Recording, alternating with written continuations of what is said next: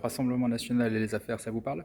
On vit aujourd'hui l'acte 2 de la saga des affaires du Rassemblement national au Parlement européen. En fait, au tout début de l'été, en juillet, on a la direction financière du Parlement européen qui a regardé le détail des comptes d'un groupe politique au Parlement européen qui s'appelle Identité et démocratie. Ce groupe Identité et démocratie, si ça vous parle pas, c'est normal, hein. Je veux dire, ils étaient rarement là, on les a pas trop vus au Parlement européen. Ce qu'il faut retenir en fait, c'est que c'est dans ce groupe-là, Identité et démocratie, que siégeaient Jordan Bardella et les autres députés du Rassemblement national il y a à peine 2 ans. Donc la direction financière du Parlement européen a fait son travail et elle a trouvé des irrégularités très graves et très importantes dans les comptes de ce groupe Identité et démocratie. On parle en fait de plus de 4 millions d'euros. Donc vous avez déjà entendu plus tôt cette année cette affaire dans laquelle Marine Le Pen, Nicolas Bay et 7 autres députés européens du RN ont déjà été condamnés. Et on a du coup cette nouvelle affaire qui est plus grosse en termes financiers et qui concerne le groupe dans lequel le Rassemblement national siégeait. Bref, face à ces révélations, on a voté ce matin